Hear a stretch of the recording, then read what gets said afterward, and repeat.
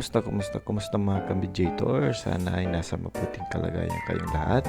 So, ngayong araw nga ay nandito tayo sa kagubatan para manguha ng mga prutas. So, ngayon ang kukunin natin ay ang prutas ng mangga. Siya ay mangga pero ibang variety ho ng mangga. Mamaya makikita natin mga ka-medyator kung bakit sinasabi kong kakaiba siyang mangga. Kakaiba siya mga ka-medyator dahil sa kanyang sukat, kumbaga sa kanyang timbang. Napakabigat ng timbang niya mga ka-medyator. Mamaya makikita at malalaman nyo kung gaano siya kabigat. So ito na nga, nagumpisa na nga tayong manungkit o kumuha ng mangga.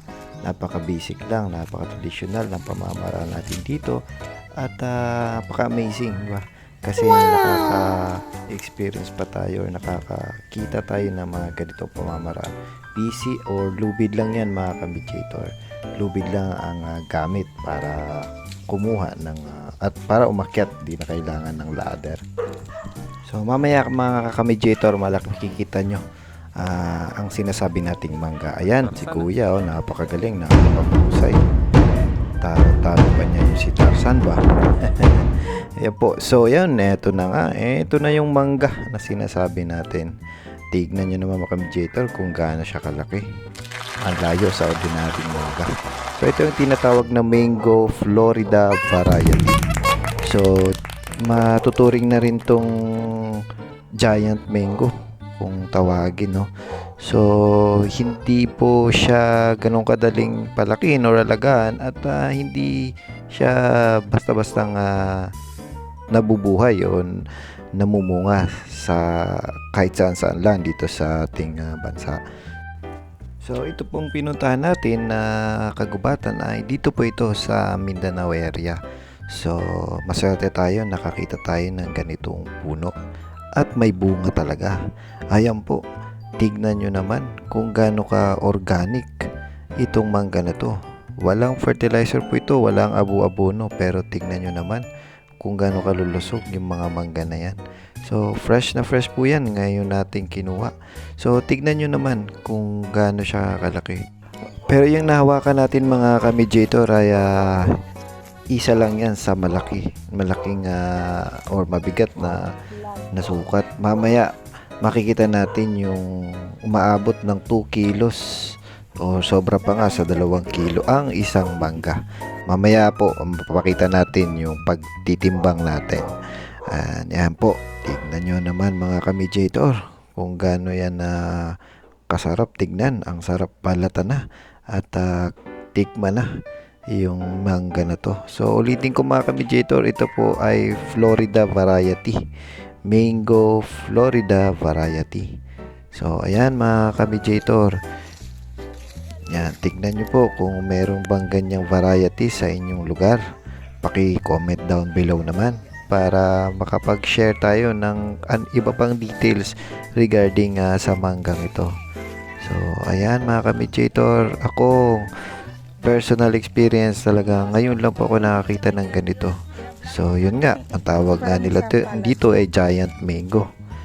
Ayan, tingnan nyo kung gaano kalaki mga ka-medyator. Parang papaya na sa sukat niya. Ayan po. Ayan.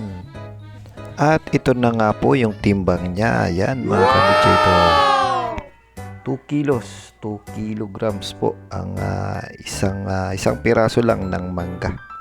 So far mga ka-medyator, yan yung pinakamabigat natin na natimbang.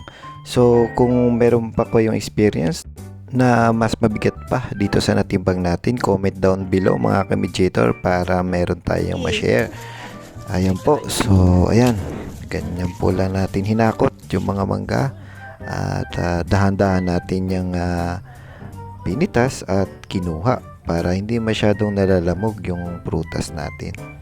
So ayan po, balik tayo dito kay Kuya at walang takot niyang inaakyat itong puno ng mangga. So ayan, tignan natin ang kanyang exhibition pababa. Wow, tignan nyo naman, basic kumbaga, napaka basic pero master niya na. Hindi lang po yan ganyan kadali yung pagbaba ng ganun. At ito pa mga ka-mediator, ito yung nakuhanan din natin ng kanyang pagbaba mula sa puno ng mangga. Ayan po mga ka-mediator, napakahusay, napakagaling. At syempre, master niya na yan. Marami tayo na ginagawa. So, saludo tayo kay Kuya. So, ito naman po yung kung paano siya umakyat ng puno mangga. Aruy, sumabla yung una. Ganyan talaga mga ka-mediator dahil mano-mano lang tayo. Wala tayong hagdanan, wala tayong ibang device or equipment. Tsaga-tsaga lang at makukuha rin natin yan. Bale, itong kiinuhanan natin ng bunga ay 3 puno lang po ito mga ka-mediator. So, konti lang pero mga 3 sako mahigit, yung malalaking sako din ang nakakuha natin. So, marami-rami din kung tutusin para sa 3 puno. At ayun, na-shoot na ni Kuya. Okay, very good. So, mamaya lang, umpisa nyo na ulit ang pag-akyat. Pangalawang puno na ito mga ka-mediator. Pangalawang puno itong kanyang aakyatin. So mga ka-mediator, kung meron po kayo may dadagdag na detalye tungkol dito sa Mango Florida variety, paki-comment down below naman po para may share natin sa iba. Hanggang sa muli mga ka-mediator, salamat sa panonood, salamat, bye-bye.